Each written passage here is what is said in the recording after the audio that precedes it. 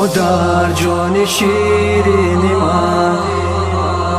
من از دوری تو خیلی غمگینم، دلم ز عشق دوری تو میکفد، دلم ز عشق دوری تو میکفد، دلم ز عشق دوری تو میکفد. هنوزم کفار سر نسوبرده است، ما را لازم است تا دیم چون شکست، چون امری الله است تا کنیم ما جهاد.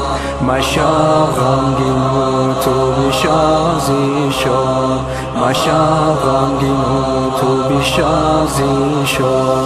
تو چونی فرزند داری بی شیرینت، نه هر کس بیزاید چونی شیرینت، که در نوک تیر میبینم من بیش، چونین راهی حقم خدایم نویش، چونین راهی حق را خدایم نویش.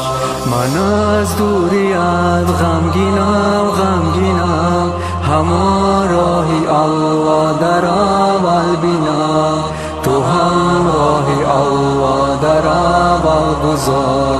دعا کن شکست خورد اهل کفار، دعا کن شکست خورد اهل کفار.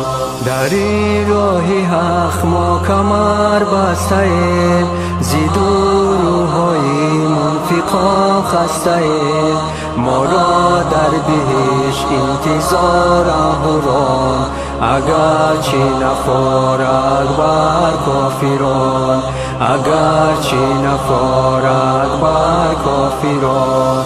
گو بخشا مادر بری حق حقی خود، که پیش از حقت حقی الله بود. من از این سبب ترک تو کردم، خیال مکن که جفا کردم، خیال مکن که جفا کردم.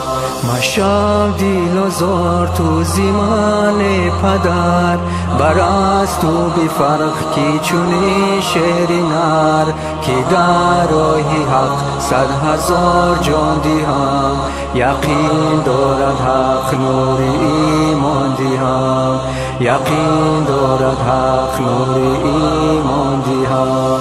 به جنگم حتی قطره خون من، نماند بیرزد همش از بدن، بوی خون من بر در منزله، شاید بیرسد زنده سازد دله، شاید بیرسد زنده سازد دله.